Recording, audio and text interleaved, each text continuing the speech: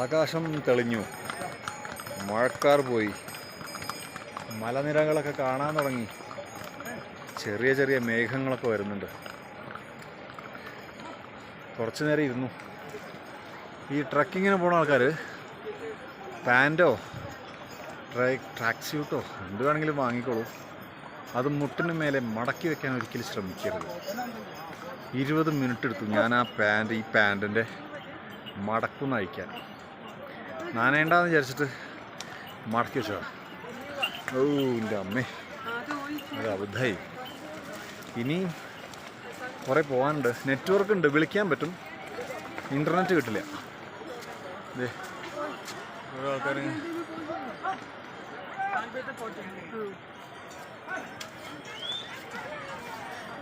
2013 പ്രളയത്തിൽ പോയ സ്ഥലങ്ങളിൽ ഭൂരിഭാഗവും ഈ ഭാഗത്താണെന്ന് പറയപ്പെടുന്നു.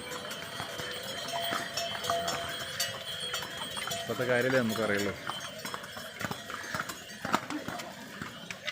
ഇന്ന് രാവിലെ ഹോട്ടൽ മുതൽ ഈ ഒരു നിമിഷം വരെ 15 കിലോമീറ്റർ 15 കിലോമീറ്ററും 300 മീറ്ററും നടന്നു എന്നാണ് എൻ്റെ ഫോൺ ഗൂഗിൾ ഫിറ്റ് പറയണത്. അപ്പോൾ അത്യാവശ്യം ദൂരം നടന്നിട്ടുണ്ട്.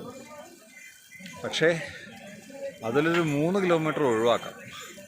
കാരണം ഞങ്ങൾ ജീപ്പിലാണ് വന്നത്. അതോ ഇനി അതും കൂടി കൂട്ടിയിട്ടാണോ?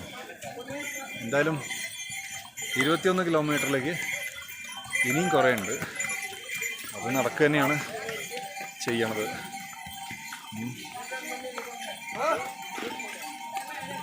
ഇടയ്ക്ക് മാത്രമേ ഉള്ളൂ മഴ കൊള്ളാതിരിക്കാനുള്ള ഷെൽട്ടറുകൾ. 100 രൂപയുടെ പോഞ്ചോ വാങ്ങിയാൽ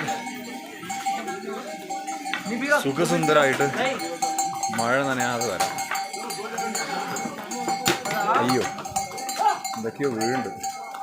അതൊരു പ്ലാസ്റ്റിക് ബോട്ടിൽ അത് മാറ്റിയിടാം. നല്ലൊരു തട്ടി തറഞ്ഞ് വീഴും.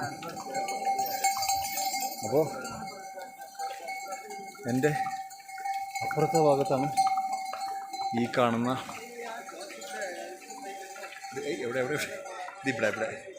അതിക്കൂടെയൊക്കെ പോകണം. പതിക്ക് ഭക്ഷണം ശരിയാവാത്തതുകൊണ്ട് നല്ല ഗ്യാസ് ഉണ്ട്. Unfortunately it is a fart. It is not a fart. It all are farts. Humans fart. So don't worry about it. കാരണം നമ്മൾ കഴിക്കാറുള്ള ഭക്ഷണമല്ല, സ്ഥിരം കഴിക്കാറുള്ള ഭക്ഷണമല്ല ഇപ്പോൾ കുറച്ച് ദിവസങ്ങളായിട്ട് നമ്മൾ കഴിക്കണത്. മുംബൈയിലൊക്കെ സൺഫ്ലവർ ഓയിലായിരുന്നു. ഇവിടെ കടുക് തന്നെയാണ് പറയുന്നുണ്ട്. ബേസിൽ സംസാരിക്കുമ്പോഴേ ഭയങ്കര എനർജി ആവശ്യമാണ്. ഇങ്ങനെ സംസാരിച്ചാൽ മതിയില്ല. എന്തൊക്കെയായാലും ഒരു 1.5 യാത്രയാണ്. ദുഃഖകരമായ സംഭവം എന്ന് വെച്ചാൽ എൻ്റെ ഒപ്പം ആരുമില്ല. രാവിലെ 3 പെൺകുട്ടികൾ നിൽക്കുന്നുണ്ടായിരുന്നു. ഞങ്ങൾ നോക്കി ഒരു മലയാളം അല്ലെങ്കിൽ സൗത്ത് ഛായ. കുറച്ച് കഴിഞ്ഞപ്പോൾ അതിലൊരു കുട്ടി തമിഴ് പറയുന്നുണ്ട്. തമിഴ് പറയുമ്പോൾ അവരിങ്ങനെ നോക്കുമ്പോൾ ഞാൻ തരും. നമ്മൾ പിന്നെ തൊലിക്കട്ടി ഭയങ്കര കൂടുതലല്ലേ, വണക്കം എന്ന് പറഞ്ഞു. കേട്ടില്ല, ഉറക്ക വണക്കം എന്ന് പറഞ്ഞു. അവർക്ക് സന്തോഷമായി. അവർ 3 കുട്ടികൾ ജോലിയൊക്കെ കളഞ്ഞ് യാത്ര ചെയ്യുക. ഒരുത്തി ലീവാണ്, ഒരു കുട്ടിക്ക് ജോലിയില്ല. അതെന്താണെന്നാവോ. ഞാൻ പറഞ്ഞു ഞാനും ജോലിയില്ലാത്തൊരു വ്യക്തിയാണ്, പണിയെടുക്കുന്നത് ഫ്രീ ആയിട്ടാണ്, ഫ്രീലാൻസ് ആയിട്ടാണ്. അപ്പോൾ അപ്പോൾ നമുക്ക് പ്രത്യേകിച്ച് ബുദ്ധിമുട്ടുകളൊന്നുമില്ല. എവിടെയും സാർ എന്ന് വിളിക്കേണ്ട ആവശ്യമില്ല. ഒരു മിനിറ്റ്, വെള്ളച്ചാട്ടം കാണിച്ചു. ഇപ്പോൾ തന്നെ പോയതിനെ ഫോൺ. വെള്ളച്ചാട്ടങ്ങൾ ഇഷ്ടം പോലെ ഉണ്ട് കേട്ടോ, ഒന്നൊന്നല്ല. അപ്പോൾ അവരെന്ത് ചെയ്തു, ആ പെൺകുട്ടികളും 3 പേര് കേദാറിലേക്ക് വരാൻ നിൽക്കുകയാണ്. ഞങ്ങൾ 3 പയ്യന്മാരെ 2 തന്താരും കൃഷ്ണനും ഞങ്ങളും കേദാറിലേക്ക് വരാൻ നിൽക്കുകയാണ്. അപ്പോൾ ഞാൻ ചോദിച്ചു, നിങ്ങളുടെ കൂടെ വേറെ ഗ്രൂപ്പ് ഉണ്ടോ? അപ്പോൾ ഞങ്ങളെയും കൂടി കൂടെ കൂട്ട് വെച്ചു. അപ്പോൾ അവർക്ക് സന്തോഷമായി. അതിലൊരു കുട്ടിക്ക് ഹിന്ദി കുറച്ച് പറയാറിയാം, കേട്ടാൽ മനസ്സിലാവും, പക്ഷെ പറയാറില്ല.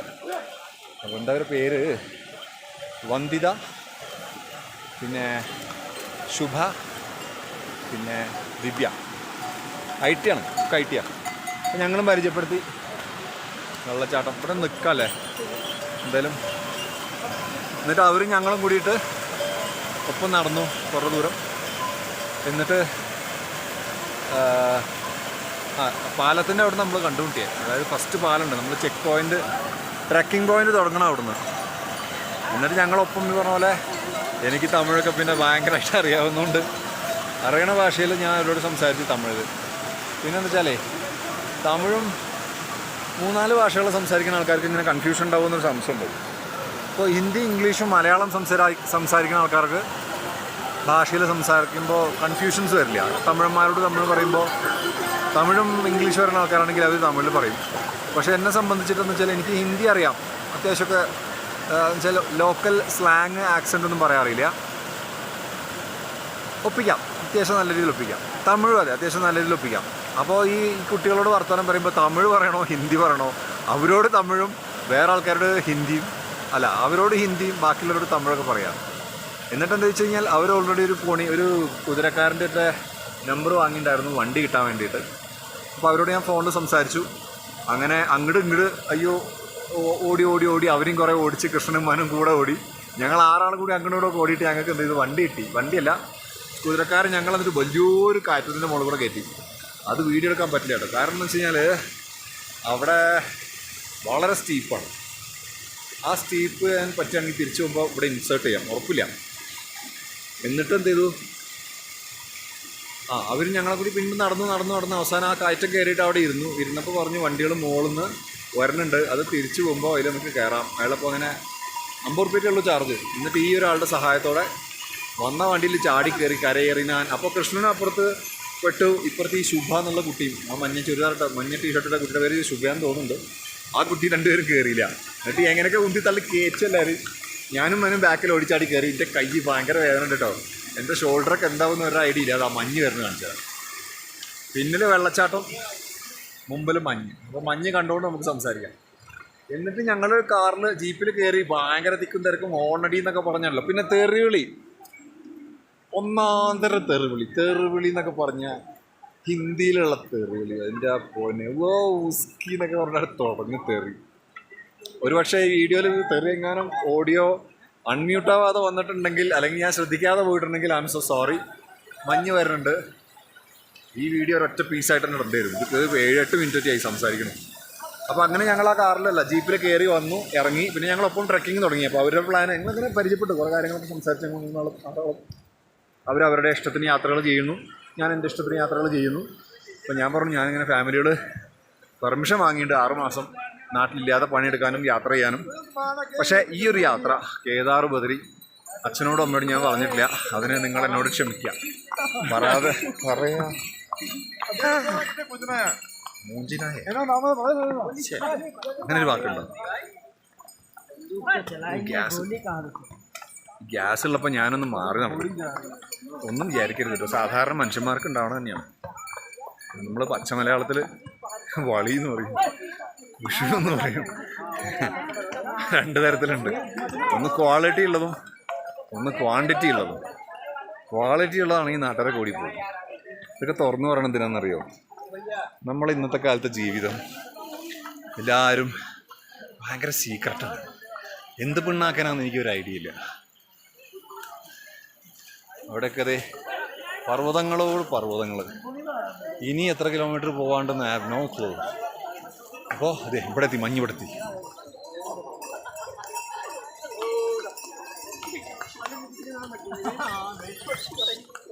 പിന്നെ എന്താ പറയുക, വയറിൻ്റെ ഉള്ളിൽ നിന്നൊക്കെ ശബ്ദം ഉണ്ടല്ലോ.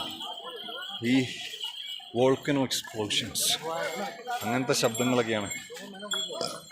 ഇത് വായിച്ചൊന്നും പുറത്തേക്കും വരുന്നുണ്ട് ഗ്യാസ്. അപ്പോൾ ഞാൻ ഗ്യാസ് വരുമ്പോൾ ഒന്ന് മാറി നിൽക്കും, ആൾക്കാർക്ക് ബുദ്ധിമുട്ടാവണ്ടെന്ന് വിചാരിച്ചിട്ട്.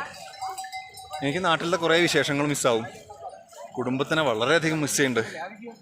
1 second sir please, sorry. Photo എടുക്കട്ടെ.